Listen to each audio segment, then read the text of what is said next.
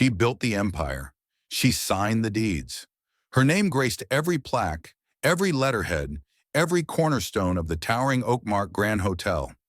Yet when she walked through her own front doors, they treated her like an outsider, like a nuisance. Guests only, the receptionist said with a casual flick of her wrist, not knowing she was denying entry to the very woman who paid her salary. Vanessa Clayborne didn't yell. She didn't beg. She simply made one phone call and turned the entire hotel upside down. This wasn't just a misunderstanding. This was humiliation disguised as policy. A black woman in tailored slacks and a canvas duffel was mistaken for a trespasser in the palace she built. Security was called. Eyes stared. And all of it would have been swept away like another quiet insult, if not for what happened next. Because Vanessa wasn't just another guest. She was the CEO, and she was done being invisible. Before we dive into this gripping true story of power, prejudice, and redemption, comment below where you're watching from, and don't forget to hit subscribe so you never miss another powerful story like this one. Vanessa Clayborne had no entourage, no assistant, no designer luggage to announce her arrival. Just a weathered canvas duffel and a quiet confidence she'd earned through decades of grit. She wasn't here to impress anyone. She didn't need to. The Oakmark Grand bore her name. Literally. But the girl behind the reception desk didn't know that. And worse, she didn't care to find out. Vanessa approached the desk with a polite smile, her voice measured. Yes, under Clayborne, Vanessa. The receptionist, young, chewing on the end of her pen, nails tapping rhythmically, paused mid-keystroke. Her gaze sharpened, just slightly. I don't see a reservation under that name, she said, tone clipped. A subtle shift. The smile became mechanical. That's all right, Vanessa replied calmly. There's a suite always held open for me. The girl's expression didn't change. If anything, it cooled. We're actually at full capacity tonight, ma'am. Guests only. A silence stretched across the counter. I am a guest, Vanessa said evenly. And more than that, I own this hotel. It wasn't a boast, it was a statement of fact. Simple, unembellished, undeniable. But the receptionist blinked, clearly skeptical. You own the Oakmark? Vanessa nodded, her eyes never leaving the girl's. The smirk that formed on the receptionist's face was small but sharp, dismissive. I'm going to have to call the manager. Go ahead, Vanessa said softly. Across the room, a couple in golf polos looked up. A man near the fireplace raised an eyebrow. Vanessa knew the look. They all did. That subtle disbelief that settled in a room when a black woman spoke too boldly, too confidently. The unspoken assumption that she must be exaggerating, lying, playing a role. But this wasn't a role. This was her life. And this hotel, her legacy. Minutes later, Neil Dorrance emerged from a side hallway, thin, wiry, clipboard in hand, tie askew. His badge read, Assistant Manager. He greeted Vanessa with a forced brightness that didn't quite meet his eyes. Good evening. Is there a problem with your reservation? She claims to own the hotel, the receptionist chimed in a little too loudly, a little too quickly. Vanessa turned to him, her voice calm but firm. I don't claim, I do. Vanessa Clayborne. You'll find my name on every quarterly report and executive board memo. I'm here for one night. There should be a suite held under the owner's block. Neil froze. For a second, he looked genuinely unsure of what to say. Then recovering, he adjusted his glasses. Just give me one moment. He disappeared again, speaking rapidly into his walkie-talkie. Vanessa stood still. She didn't fidget. She didn't check her phone. She simply waited, the same way she'd waited at boardroom tables, on construction sites, in meetings with banks who told her, this project might be too ambitious. Waiting was something she'd mastered, because it always revealed the truth. And the truth was unfolding right now. Security appeared, not aggressively, not with hands on hips, but strategically. One near the elevators, another by the cafe. Subtle, but not subtle enough. Vanessa didn't move, didn't acknowledge them. She felt the air tighten, the receptionist typing nervously now, glancing occasionally at her phone beneath the desk. Probably Googling the name, probably hoping to prove this woman was bluffing. And this is what stung the most. Not the inconvenience, not even the disrespect, but how unsurprising it all was. She could see it in their faces. That skepticism, that reflexive doubt. Because power to them looked like something else. Someone else. A tall white man in a suit. A middle-aged investor with a Rolex. Not a woman in her late 40s with natural curls pulled into a puff and a calm, even voice. And definitely not one with brown skin and no visible status symbols. This wasn't the first time. She'd been through this before. At 28, in Milwaukee, newly promoted to VP, she was followed by hotel security as she waited for a meeting. The only thing that saved her then was the CFO walking down to greet her in person. Back then, she'd worn an oversized suit and blistering heels. Tonight, her clothes fit better. But the treatment? Still the same. Her phone buzzed in her pocket. One message. Boardroom rescheduled. We'll need your final input by Monday. She didn't reply. She had more pressing matters. When Neil returned, a file in hand and nervous energy radiating from his posture, he didn't speak immediately. Vanessa watched him. She could already tell by the set of his shoulders. He knew who she was now. Miss Clayborne, he said, emphasizing the last name with too much weight. I think there's been a small mix-up. We just want to verify. You can verify all you want, she interrupted gently, but I'm not moving. Neil looked past her to the security guards. They didn't move either. A quiet standoff. No shouting, no raised voices, just an unspoken pressure building in the air. Around the room, other guests were pretending not to watch. Whispers behind coffee cups, laptops half open, but not in use. The receptionist's fingers tapped her keyboard faster now, but the rhythm had changed, from casual dismissal to anxious calculation. Vanessa didn't need to raise her voice. She didn't need to explain. Instead, she pulled out her phone and made a call. 26 seconds, that's all it took. A location, a name, a sentence. I've been denied access to my own property. She didn't have to say more. The wheels were already in motion, and from that moment forward, the Oakmark Grand Hotel would never be the same. The receptionist continued typing, but the clatter of keys no longer sounded confident. Her eyes darted between the monitor and Vanessa, pausing just long enough to betray a growing realization. She had Googled the name, and the results were not what she expected.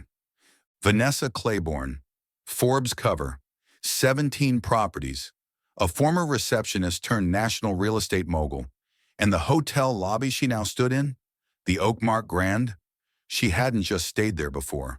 She built it. Still, no apology came. Instead, Neil reappeared again, trying a new tone, nervous cheer mixed with fragile professionalism. Miss Clayborne, he began, we're just trying to clarify. Vanessa cut in, her voice calm but sharper now. You can clarify anything you like, but I'm not moving, and I'm not explaining myself again. Behind her, one of the security guards shifted uneasily. The other tapped something into his walkie, a quiet code perhaps. The lobby was quiet, tense, as if everyone was collectively holding their breath. 3 women near the window were still whispering behind their coffee cups. A man with a laptop pretended to be typing, but the screen was black.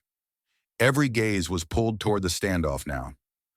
Not because they knew what was happening, but because they could feel that something was about to break. Vanessa's phone was still in her hand, screen dark now, but the call had already been made. She wasn't waiting for help. She was waiting for accountability. And then, like a shift in weather, the elevator dinged. 2 men stepped out. They didn't look like front desk employees. No matching uniforms. No clipped name tags. One wore a sharp gray suit, the other a company fleece with a badge clipped to his belt. But both moved with purpose, their eyes scanning the room until they landed on Vanessa. Her spine didn't straighten. Her arms didn't fold. She didn't posture or brace. She simply watched. Because she knew who they were. Brent Kessler, Regional Vice President. Carlos Reno, District Manager. And based on the speed of their stride, they knew exactly who she was too. Brent reached her first, already nodding with urgency. Miss Clayborne, we're so sorry. I just got the call. Carlos followed quickly, out of breath. We're taking care of this right now. Neil opened his mouth, probably to spin some convenient lie or offer a half apology, but Brent shut it down with a single glance. The receptionist froze behind her screen. Her fingers stopped typing. Her eyes widened. She had clearly just realized who she'd dismissed. Carlos tapped his tablet. Suite 1202 has been cleared. Your driver is rerouted and on standby. Your usual fruit tray and espresso order will be in the room within 10 minutes. Vanessa gave the smallest smile, not of satisfaction, but of confirmation. They knew now, but the question was, would they learn? She wasn't just here for a room.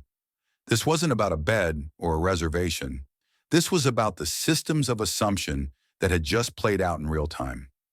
She wanted to see them now, see how they changed tone, how their backs straightened, how their mouths tried to form excuses too late. Neil was retreating slightly, not out of guilt, but out of exposure. Carlos pulled him aside, voice low but sharp. Brent had already pulled out his phone, speaking rapidly into it, HR protocol, incident reports, immediate reviews. The same clipboard Neil had used to posture now looked like a prop in a bad play. The tension that had once pointed toward Vanessa now rippled through the staff instead. Vanessa didn't gloat. She didn't raise an eyebrow or smirk or deliver a punchline. Instead, she stepped forward, quiet, slow, and placed her phone gently on the counter. I'll take the 12th floor suite, she said. Same setup. Please send someone up to confirm it's clean. The receptionist opened her mouth but couldn't speak. Her lips moved once, twice, then froze again. Her acrylic nails tapped once on the desk, then again, but the rhythm was off. Vanessa didn't wait. She turned to Brent. Have I been checked in? Brent nodded. Just finished. 2 key cards. You'll have a full incident report by the time you reach the elevator. And the rest? She asked. Carlos stepped in. We've issued a site-wide notification. Corporate audit team is on standby. All current staff will be required to undergo recertification in guest protocol. Disciplinary actions will begin tonight. Vanessa's eyes slid to the receptionist. Kayla, her name tag read. The woman looked pale now, her confidence drained. You'll speak to her, Vanessa said to Brent. Privately, with HR present. Brent cleared his throat. Yes, ma'am. Carlos opened his mouth again, but Vanessa lifted a hand, palm down. I'll speak to her too, she said. Not now, after I've rested. She picked up the key cards, nodded once, and walked toward the elevator. Heads turned, guests whispered. Some ducked behind newspapers or pretended to scroll their phones. But no one said a word to her directly. And that was fine, because she wasn't here to be acknowledged.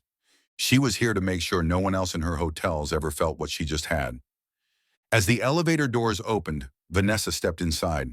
She didn't look back, and yet behind her, a storm of consequence was already forming. The elevator glided upward in silence, smooth and uninterrupted.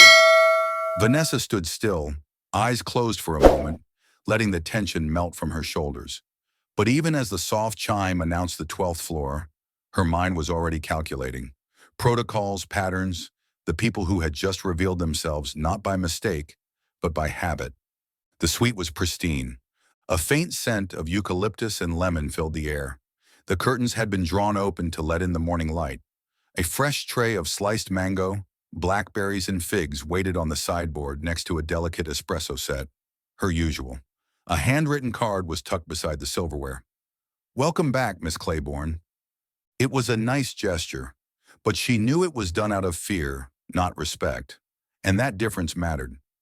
She wandered the space like a silent inspector, one who didn't need to check for dust or polish, but for integrity. Had someone really made the bed because they cared, or just because of who they now knew was sleeping in it? She sat on the edge of the bed, shoes still on, her bag untouched. From here, she could see the skyline outside, low and wide, Des Moines sprawling beneath a blue-gray sky. She didn't hate this city. In fact, she'd chosen it, strategically, as a proving ground for one of her flagship hospitality brands. The Oakmark Grand was supposed to be a symbol of access, elegance, and dignity built from the ground up by someone who had never been handed either. And yet here she was, still needing to prove it. Her phone buzzed softly beside her. A message from her assistant. Everything in motion. Let me know if you want to go public. Vanessa stared at the screen, unmoving. She could have burned the hotel to the ground with a single tweet, a 30-second video, one mention of her being denied entry to her own property, and every platform from Twitter to CNBC would have run with it. But this wasn't about publicity, it was about pattern. What happened last night wasn't shocking, it was expected. And that was the problem. She didn't want headlines. She wanted culture change. At exactly 6:30 a.m., Vanessa descended the elevator again. But this time, she wasn't a tired traveler in soft loafers. She was the architect of this space, in sharp charcoal gray, an ivory blouse crisp as pressed linen, and heels that echoed like warning bells on the polished tile. Her posture straightened spines before she even opened her mouth. Brent and Carlos were waiting near the fireplace with 3 thick folders and 2 untouched cups of coffee. Their faces were drawn, sleep-deprived, but their expressions said everything. They knew the cost of what had just happened. Vanessa didn't acknowledge them. Not yet. She walked straight to the small executive conference room past the concierge desk. Inside, 3 people sat waiting. Neil, Kayla, and a woman from HR who introduced herself simply as Marta. Vanessa remained standing. She didn't need the power of a chair.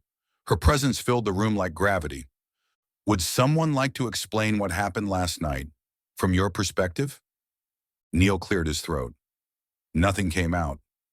Kayla dropped her eyes immediately, her face pale. Vanessa waited. Finally, Kayla mumbled, "I just didn't think she was," then stopped. Vanessa's voice sliced through the silence. "Didn't think I was what, Miss Mendez?" Kayla fumbled. "I didn't expect someone like me to own this hotel?" Vanessa finished, her tone neither raised nor sharp. Just clear. Brutally, undeniably clear. Kayla nodded faintly. "Yes, ma'am." "Did I raise my voice?" "No, ma'am." "Did I threaten anyone?" "No." Vanessa paused, then turned slightly to Marta. "I'm not here to demand firings, but I am here for accountability." Marta nodded. "Understood." Carlos spoke next, voice low. "We're prepared to issue a formal write-up. Kayla will be removed from the front desk rotation until recertification is completed. Neil will be placed under administrative review." Vanessa sat now, folding her arms. Calm, in control. "How long have you worked here?" she asked Kayla. 4 months, the girl replied. "And in that time, did you ever ask who built this place?" Kayla blinked, then shook her head. "I just assumed it was some investment group, a corporation." Vanessa let that hang. 17 properties across this country, every one of them built to challenge the exact moment we just experienced. I created this brand because I was tired of being treated like a shadow in spaces I paid to be in. And yet, even with my name on the building, I'm still invisible to people who work under it. Neil looked like he wanted to crawl into the floor. Carlos added gently, "We're drafting a new inclusivity policy. Company-wide. Every Clayborne property. No exceptions." Vanessa's eyes remained locked on Kayla. "Make sure it's real. I don't want performative smiles and memorized scripts. I want people to know what respect looks like, even when they think no one important is watching." Brent spoke for the first time. "We'll make it real." Vanessa stood and the meeting ended without a gavel, without a yell, just the soft click of heels against tile. The staff outside scrambled. Some nodded quickly. Some lowered their eyes. She wasn't watching for fear. She was watching for awareness. And before she left, there was still one conversation she needed to have. Not with management, not with HR, but with Kayla, one-on-one. Not to punish, but to plant something deeper. The hotel had begun to stir. Guests filtered into the lobby with rolling suitcases and espresso cups in hand. Housekeeping carts clinked down marble corridors. The morning rhythm of the Oakmark Grand returned to its polished, professional cadence. But Vanessa Clayborne wasn't finished. She had given the orders, set the tone, exposed the systemic rot. But none of it mattered if the people who stood behind the desk, the ones who greeted guests face-to-face, didn't change inside. And that change began with one person, Kayla Mendez. Vanessa waited until the lobby thinned. She knew timing mattered, not for performance, but for honesty. She didn't want apologies in front of cameras or management. She wanted truth in quiet spaces. The staff lounge was tucked behind the barista kiosk. a narrow door most guests never noticed. Vanessa stepped through it without hesitation. Inside, the room was plain. White walls, vending machines, a scuffed table with a bowl of sad apples. But at one end, beneath buzzing fluorescent lights, Kayla sat alone. Her posture was curled in on itself, shoulders slumped, hands wrapped around a paper cup of lukewarm coffee. Her name tag sat beside her phone. Half a muffin lay forgotten on a napkin. When she looked up and saw Vanessa enter, she jolted. Her chair scraped the floor. She almost stood. "Relax," Vanessa said gently, pulling out the chair across from her. "I just want to talk." Kayla swallowed hard, nodding. "Yes, ma'am." "Don't ma'am me," Vanessa replied. "This isn't a hearing." Kayla gave a nervous smile. It didn't reach her eyes. They sat in silence for a moment, the kind of silence that breathes, where neither person needs to fill the air with noise because something real is about to be said. Then Vanessa asked the question that would unlock everything. "Have you ever worked somewhere that made you feel small?" Kayla blinked, then looked down. "Yeah," she said quietly. "Most places." "Tell me." Kayla hesitated, but then she shrugged, a gesture of release more than indifference. "I worked at a diner near the interstate," she said. "Wore a paper hat, got yelled at every shift. Customers snapped their fingers at me, called me sweetie or kid, even when I was 27. I never got tips. Cooks threw plates when we were behind." Vanessa leaned back slightly. "So you know what it feels like to be invisible?" Kayla nodded. "Yes." "Then help me understand," Vanessa said, her tone never rising, "how you looked me in the eye last night and decided I didn't belong in a place I built." Kayla's lips trembled slightly. The silence that followed wasn't empty. It was full of guilt, recognition, and a slow collapse of the assumptions she didn't even know she'd made. "I don't know," Kayla whispered. "I didn't mean to. I saw you and thought you were maybe lost, or waiting on someone." She stopped. "You didn't look like—" "Didn't look like what?" Vanessa asked calmly. Kayla shook her head. "Like someone who owns a hotel." Vanessa didn't flinch. She'd heard it before, felt it before. "That's the problem," she said softly. "We've trained people to picture ownership one way, old, white male, loud. So when I walk in, black, female, quiet, you think I'm in the wrong place. That image in your head doesn't just live in there. It leaks into your behavior." Kayla's voice was hoarse. "I'm sorry. I really am." "I believe you," Vanessa replied, "but I'm not here for an apology. I came here because I wanted you to see me." Kayla looked up, confused. "Not as your boss," Vanessa continued. "Not as a lesson from HR. As a person. Because I was you once." Kayla's eyes widened. "You were?" "I started as a receptionist," Vanessa said, smiling faintly. "Wore stiff uniforms. Got mistaken for janitorial staff more times than I can count. People called me honey and sweetheart while handing me keys to rooms I managed. And every time I had to decide, do I fight this or let it go?" Kayla's voice cracked. "You really started there?"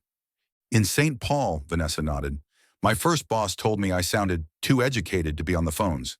Moved me to night audit." Kayla almost laughed, but it caught in her throat. "That's unreal." "It shouldn't be," Vanessa said. "It should be normal." She leaned forward now, not to intimidate, but to connect. "I don't need you to be perfect, Kayla, but I need you to be aware. Because next time, the person walking through that door might not be the CEO. It might be someone with no power, no title, just a story, just dignity. And they'll remember how you made them feel." Kayla nodded, eyes glassy. "I understand," she said softly, "and I'll be better." "I believe you," Vanessa said. And with that, she stood. No more lecture, no more performance. Just a woman choosing to plant a seed instead of scorch the earth. As Vanessa walked out of the lounge, something lifted. Not everything, not yet, but something important. A new awareness had been born, and witnessing it, changing it, was the first step toward healing something much bigger than a hotel lobby. By late morning, the Oakmark Grand looked normal again. On the surface, luggage wheels hummed over marble tiles. A concierge laughed gently with a young couple asking about dinner reservations.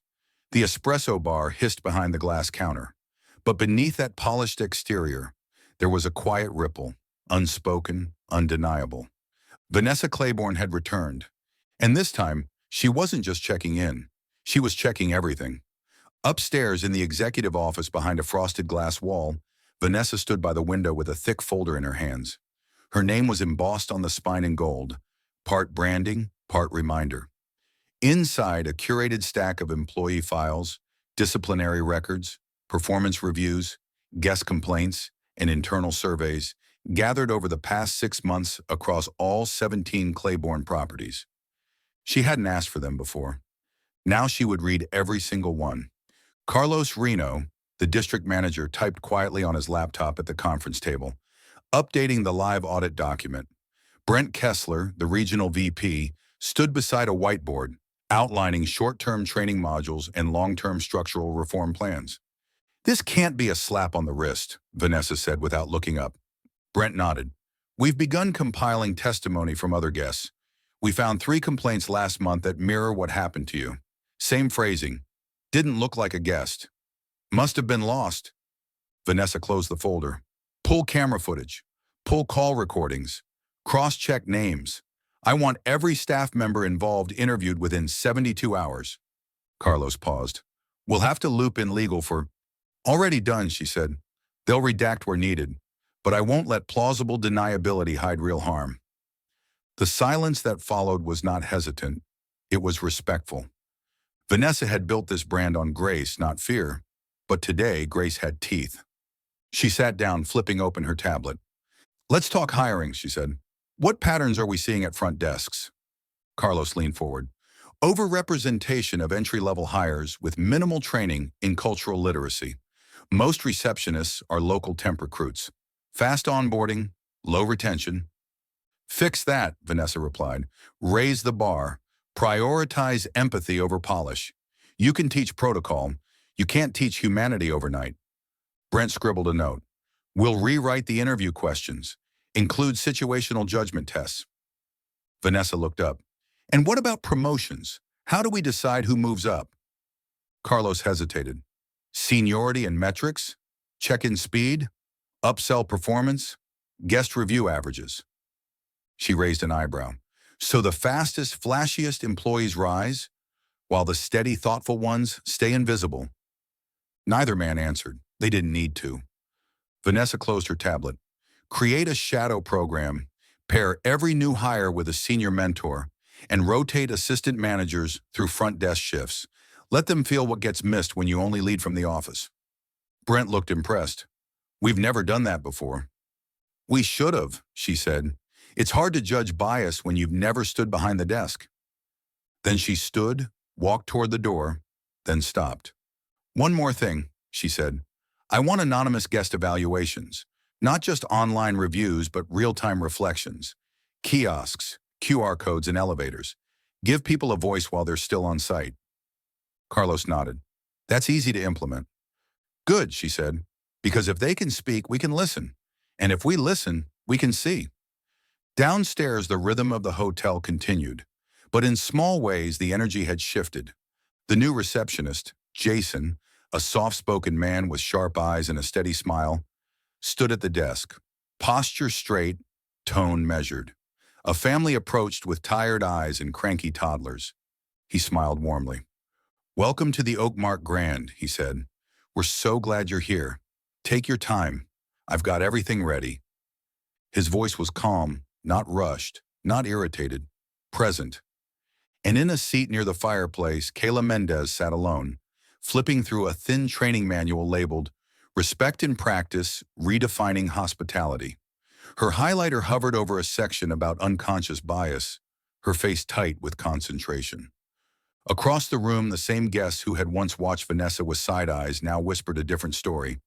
They had Googled her, watched the corporate apology statement from Brent, now pinned to the hotel's internal monitors. Suddenly, the woman with the dusty blue blouse and duffel bag wasn't a mystery. She was the founder, the architect, the legacy. Vanessa walked through the lobby once more. She wasn't watching for performance. She was watching for awareness. Tiny shifts, new eyes. The bellhop who nodded as she passed. The housekeeper who smiled. Not because she had to, but because she wanted to. A valet who whispered her name with reverence as she exited the elevator. She paused at the concierge desk, spoke briefly to the attendant, then reached into her bag and handed him a slip of paper. "Add this quote to the screen above the fireplace," she said. The attendant read it, eyes widening. Then he smiled. "Yes, Ms. Clayborne. Right away." She left him with a nod and continued down the hall. And minutes later, as guests sipped coffee, as reception bustled and staff adjusted their posture when she passed, the screen above the marble fireplace glowed to life. It read, "Dignity isn't given, it's recognized, and it begins the moment we decide to see each other fully." Vanessa Clayborne. One sentence, one seed, and from that she would build a better forest. The real confrontation didn't happen in the lobby. It wasn't captured on security footage or recorded in a policy memo. It happened quietly, face to face, over cold coffee and the kind of silence that only truth can fill. Vanessa waited until the morning rush had thinned. No guests in line, no staff scrambling, just stillness. Because change, she knew, couldn't come from a podium. It had to come from people, one conversation at a time. She walked into the staff lounge, a modest room tucked behind the kitchen with metal chairs, half-stock vending machines, and a humming fridge. Kayla Mendez was there, sitting alone at a wobbly table with a half-eaten muffin and her phone flipped face down beside her. She looked like she hadn't slept, her name tag still clipped to her wrinkled blouse. Vanessa didn't announce herself. She didn't send for Kayla.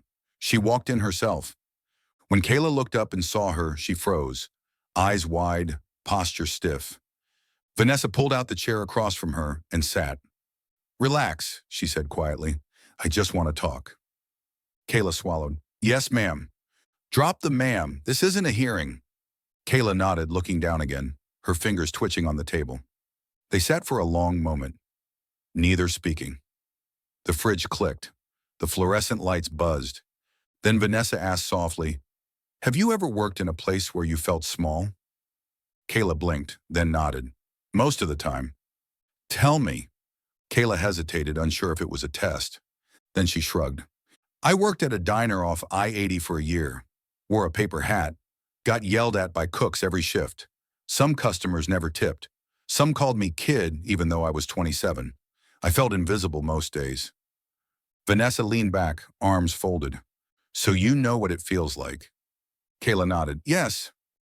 "Then help me understand," Vanessa said, voice even, "how you looked me in the eye last night and decided I didn't belong here." Kayla flinched. The silence that followed wasn't empty. It was full of guilt, of recognition, of something raw finally breaking the surface. "I don't know," Kayla whispered. "I didn't mean to. When you walked in, I thought you were maybe lost or waiting for someone. You didn't look like—" She stopped herself. "Didn't look like what?" Vanessa pressed. Kayla closed her eyes. "Like the kind of person who owns hotels." Vanessa didn't flinch. "And what does that person look like?" Kayla couldn't answer. Vanessa leaned forward. "That's the real problem," she said. "People have a picture in their head. Clean cut. Probably male. Definitely older. Definitely not me." Kayla's cheeks flushed. "It's not just you," Vanessa continued. "It's all of us. We've been taught what power looks like, what leadership sounds like, what ownership wears. And when someone walks in who doesn't match the picture, our first instinct is to doubt." She paused, letting it settle. "I've walked into more rooms than I can count and seen the same look in people's eyes.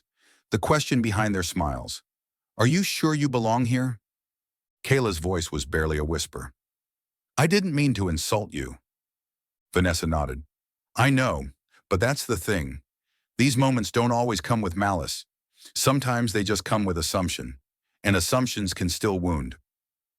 Another long pause, then Kayla asked quietly, "Why are you telling me all this? You could have fired me." "I'm not here to punish you," Vanessa said. "I'm here to ask you to see me." Kayla looked confused. "I was you once," Vanessa explained.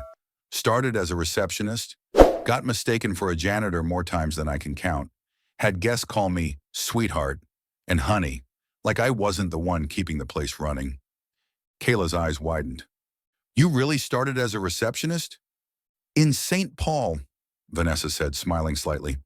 My first boss told me I sounded too educated to be answering phones. Moved me to night audit instead. That was the beginning. Kayla almost laughed. That's unreal. It shouldn't be, Vanessa said. It should be normal, but it's not. So every time I walk into a place I built and someone like you doubts me, I ask myself the same question. Did I build this wrong? Kayla shook her head quickly. No, you didn't. Vanessa's tone softened. Then help me build it better. Every guest who walks through that door, old, young, dressed up or not, deserves dignity. Start there, and you'll never have to recover from moments like last night again. Kayla sat straighter, her voice still low but steady. Thank you for talking to me. I mean that. Vanessa stood. I don't need you to be perfect. I just need you to be aware. She paused at the door. And next time someone walks in and doesn't look like the owner, maybe ask yourself why you assume they weren't. Then she left. Kayla didn't move for a long time, but something had shifted, not just in the room, but in her. Something that wouldn't unshift. The sun rose higher over Des Moines, casting soft golden light across the gleaming marble floors of the Oakmark Grand Hotel. From the outside, it looked like any other luxury morning. Bellhops moving briskly, coffee steaming behind the barista counter, and polished suitcases gliding across polished floors. But inside the management office, something deeper was shifting. The air wasn't just professional, it was alert, watchful, consequential. Vanessa Clayborne sat at the head of a sleek glass table in the executive conference room. Around her, the core management team gathered in silence. Brent stood by the window, arms folded. Carlos tapped on his laptop, eyes glued to an open document. Marta from HR skimmed through employee conduct policies, a highlighter in hand. None of them made small talk. Vanessa placed a crisp folder on the table. Flagged incident reports, staff evaluations, guest complaints that had been quietly swept under rugs. I've read every line, she said calmly. This wasn't an isolated mistake. It was a symptom. Brent looked up. We know. We're already rewriting protocol. It's not just protocol, Vanessa cut in. It's culture. You can write a new handbook, but if the people reading it don't believe in the words, nothing changes. Carlos cleared his throat. We've launched mandatory retraining sessions for all front-facing staff. I've also reached out to an external inclusivity consultant for workshops. Good, Vanessa replied. But let's be clear. No more checkbox training. I want immersive, scenario-based modules. Real stories. Real reactions? Marta nodded.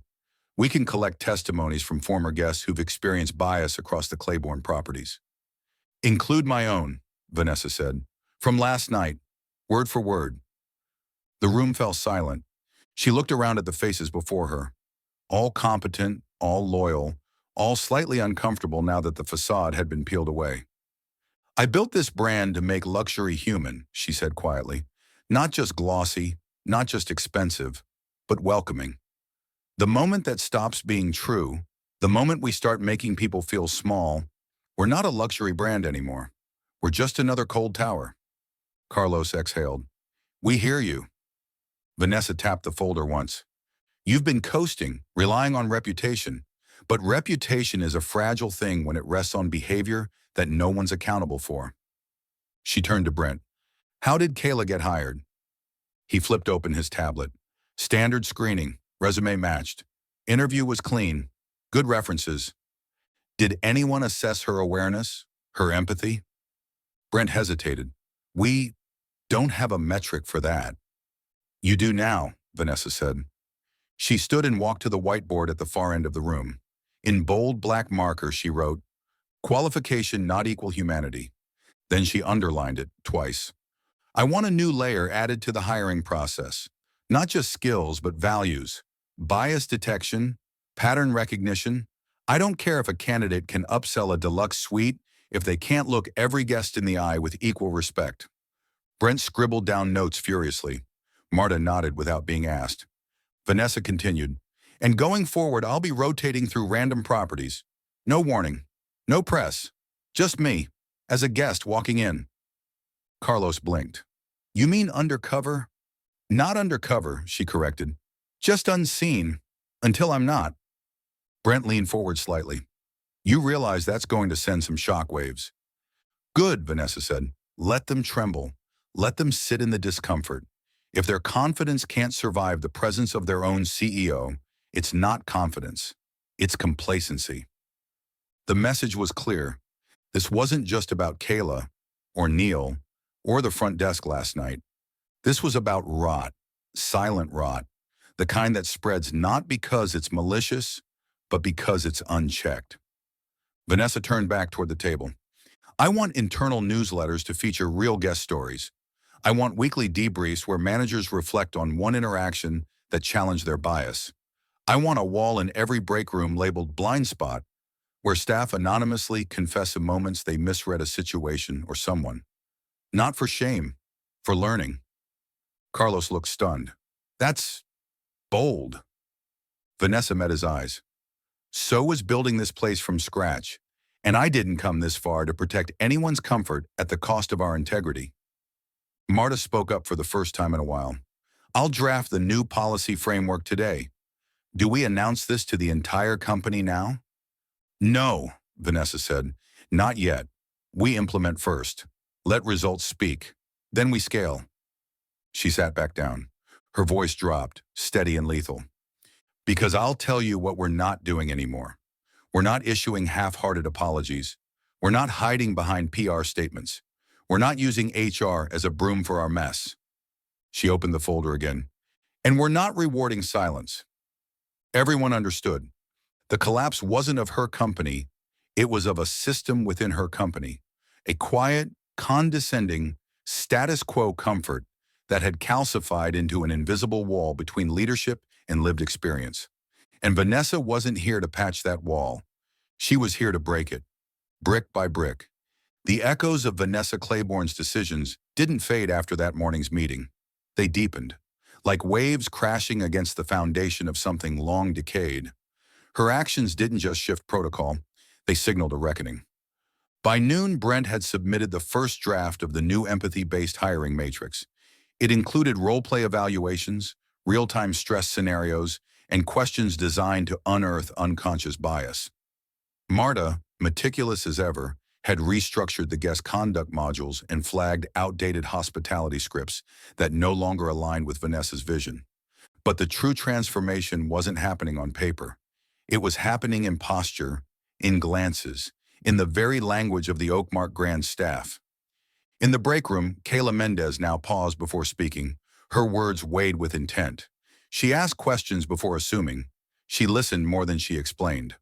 On the concierge floor, new front desk agent Brandon Nguyen introduced himself to guests with a smile that was genuine, not performative. When he wasn't helping travelers navigate the city, he was reviewing the newly issued training guide Vanessa had insisted on printing in full. No digital shortcuts. In the laundry wing, housekeeper Lila nodded to her colleagues when Vanessa passed through on an unannounced inspection. She's not just watching, Lila whispered to the others.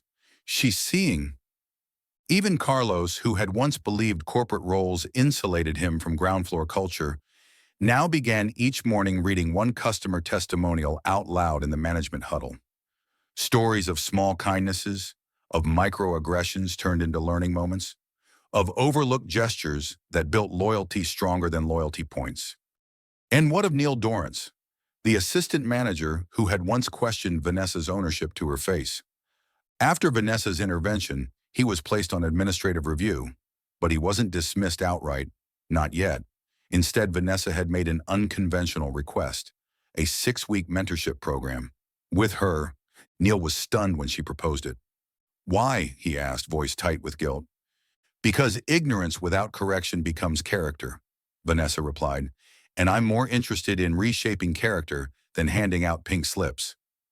So every Wednesday at 4 p.m., Neil sat across from her in the executive lounge, notebook open, pride tucked away. They discussed company history, guest psychology, inclusive leadership, and above all, presence. The kind of presence that doesn't just manage people, but learns from them. Presence, Vanessa explained during one session, is when you walk into a room and listen without preparing your defense.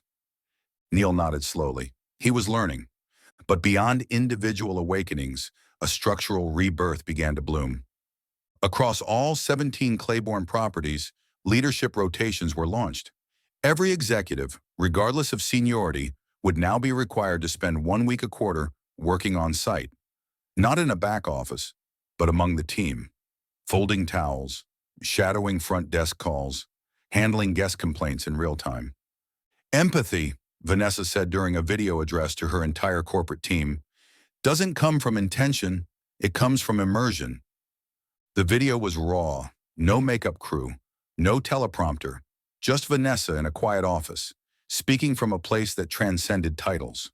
And it worked. Applications surged.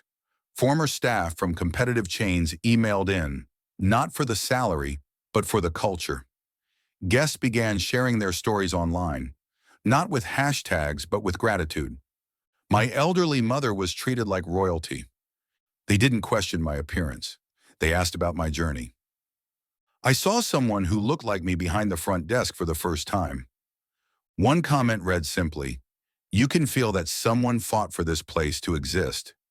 Back at the Oakmark Grand, a soft shift had become a steady current. The once cold receptionist desk now greeted guests with warmth backed by awareness. The marble halls that once echoed with silent assumptions now buzzed with quiet accountability. And Vanessa? She didn't retreat to the boardroom. She showed up. On a random Thursday, she was spotted helping an elderly guest navigate their breakfast tray. On a Sunday evening, she sat quietly in the bar lounge, observing, not judging, but understanding. Once a young employee offered to comp her drink. She declined. Kindness isn't a transaction, she smiled. It's a standard. But not all change was welcome. Some employees left, quietly, unwilling to adapt. Others complained in hushed tones about all the new rules. Vanessa let them go, because she wasn't building a hotel. She was building a legacy, a space where being seen wasn't a reward, but a right. A space where leadership looked like her, and the door was always open. Not to everyone, but to anyone willing to walk through it with respect. And still, Vanessa refused the spotlight. No press releases were issued about her hotel incident. No social media campaign was launched. The only headline that mattered to her was the one she wrote in action: respect rewritten. And the final proof? It came in the form of a note, left quietly in her office mailbox. No name, just a folded card with 6 words in shaky script. "You changed me, I see better." Vanessa read it once, then placed it gently in a drawer already filled with others like it. She didn't need applause, she needed alignment. And that finally was happening. The Oakmark Grand no longer whispered doubt when Vanessa Clayborne walked its halls. It remembered her now, not just in plaques or investor reports, but in rhythm, in culture, in the very air. Because Vanessa hadn't demanded transformation, she had embodied it, quietly, repeatedly, until no one could mistake her presence for permission. That was the legacy. By 8 a.m. the next morning, she was packed again, this time bound for Phoenix, where her next flagship hotel was finalizing its training program. Her team had asked if she wanted the usual suite and car service. She told them no. "I'll arrive on foot," she said, "and I want to enter through the employee entrance." They didn't question her, because that's what she was teaching them. Respect isn't just for VIPs. It's for janitors, interns, night clerks, everyone, especially the people you think no one sees. As she stepped onto the curb that morning, suitcase in tow, the same doorman from 2 nights ago approached her, not with stiff formality, but with sincerity. "Miss Clayborne," he said, eyes steady, "I want to thank you for staying calm, for showing us how to see." Vanessa offered a small smile. "Thank you for being willing to look." She didn't need much more than that. That was the shift, where once her presence brought suspicion, it now sparked reflection. People no longer just saw a black woman in tailored slacks and a silk blouse. They saw the architect, the founder, the force. But what mattered most was not what they saw, it was how they changed because of it. Kayla Mendez, the receptionist who had once typed through silence to avoid the weight of truth, now arrived 30 minutes early to mentor new hires. She had written a letter to HR proposing a guest dignity checklist, not because she was told to, because she now understood the cost of unconscious harm. Neil Dorrance, the assistant manager who once hesitated to verify Vanessa's name, had taken over weekly empathy audits for the entire Midwest region. He no longer performed leadership, he practiced it. Carlos Reno and Brent Kessler, they rewrote the entire Clayborne onboarding program to begin not with job titles or dress codes, but a single question: who are we responsible to when no one's watching? But it wasn't just the staff who grew, it was Vanessa too. She realized something during her time in that suite, sitting quietly, sipping espresso, staring into the city's nightlights, that even as a woman who had built everything from scratch, she still craved what all people do: to be accepted without proving, to rest without defense, to exist without explanation. She realized that legacy isn't written in buildings or board meetings. It's written in how you treat people when you think they have nothing to offer you, in how you respond to being underestimated, in the restraint you show when vengeance would be so easy, but integrity is harder and better. That's what she hoped the world remembered. Not that she owned hotels, but that she changed one, quietly, without shouting, without spectacle, until the walls themselves reflected her values. As her car pulled away toward the airport, Vanessa didn't look back, because she didn't need validation anymore. She had outgrown it. Her journey wasn't about teaching one receptionist a lesson or making one assistant manager sweat.